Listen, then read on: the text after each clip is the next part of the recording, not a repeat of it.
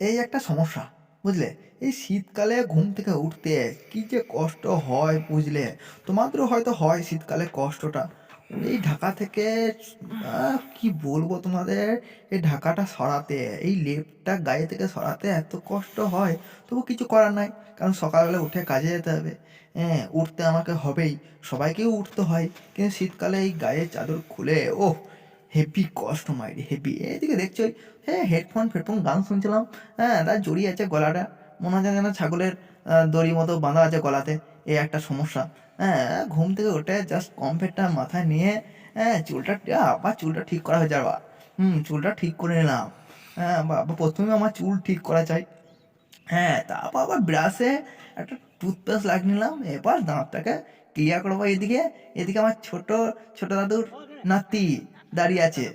চলো বলছে আমাদের ঘর এসেছে, বলছে চলো ঘর যাবো, চলো ঘর যাবো। শুধু এই করছে। শুধু দাদুকে টানাটানি করছে। আমি সেই ফাঁকে বললাম, "তোকে একটু ভিডিও করি চল।" ওই কাজ চলে যাচ্ছে। আমি বললাম পেছনে বললাম, "দেখ ভূতটা আসছে ওখান থেকে। তাড়াতাড়ি চলে আয়, তাড়াতাড়ি চলে আয়।" ও আবার সেই ছুটে চলে এলো। আর ছেলেটা দেখতে কিন্তু খুব কিউট। দেখুন খুব সুন্দর দেখতে, তাই না?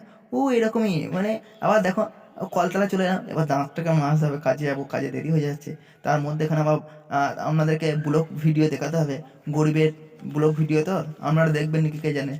দাঁতগুলা পরিষ্কার করছি দেখো, কেমন করে পরিষ্কার করছি। মনে হচ্ছে সার্ফেল দিয়ে পরিষ্কার করছি। যেমন সফেদ দিয়ে যেমন জামাকাপড় পরিষ্কার করা হয়, পরিষ্কার করা হয়ে গেল, মুখ দেওয়া হয়ে গেল। এবার চুলটা আঁচড়াতে হবে, মানে চুল ছাড়াতে হবে। এবার কিছু মুখের মধ্যে মাখতে হবে, বুঝলে? যতই হোক শীতকাল তো, তাছাড়া গালটা ফেটে যাবে, পুরো ফেটে যাবে গালটা। আর এই সাইকেল নিয়ে ঠান্ডাতে রাস্তাতে যাই, খুবই ঠান্ডা লাগে আর চচ্চর করে। সেই জন্য কিছু মাখতে হবে, তাড়াতাড়ি নিলাম। মুখটাতে মাখিয়ে একদম জাস্ট ইয়ে করে নিলাম। গোটা মুখে লাগিয়ে নিলাম, দাড়িতেও লাগিয়ে নিলাম আরকি। বাবারে সাংঘাতিক। কত সুন্দর মাখছি দেখো। ওহ!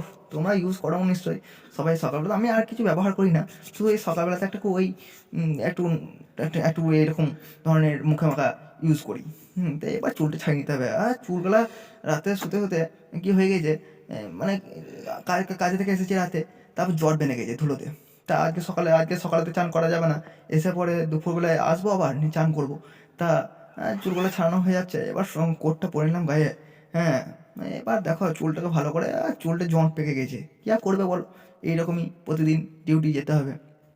আর দেরিও হয়ে যাচ্ছে। কিন্তু তোমাদের সামনে যেটুকু তুলে ধরলাম, সেটুকুই আরকি। প্রতিদিন এরকমভাবেই চেষ্টা করব তোমাদের সামনে তুলে ধরা। আপনারা দেখবেন নাকি জানি না। এই গরিবের ভিডিও তো, আপনারা দেখতেও পারেন আবার না দেখতেও পারেন। গরিবের ছেলে তো, তাই হয়তো ব্লগটা দেখবেন না। রীতিমতো মা ডাকছে, চা খাবি তাই, চা হয়ে গেছে। আর আমাদের এদিকে রীতি-রেওয়াজ আছে। চায়ের সঙ্গে একটু মুড়ি আর একটু বিস্কুট না হলে জমে না ঠিক। আর যদি ঘরে যদি দুধ থাকে, তাহলে একটু দুধ দিয়ে দেয় মা। তারা একটুকু বলে, তাই এরকম চাটা, মুড়িটা আর ওই দুধটা সঙ্গে একটু বিস্কুট ব্যাস মেখে নিলাম চামচে করে। মেখে খেয়ে চলে গেলাম ডিউটি। আপনাদের কেমন লাগে?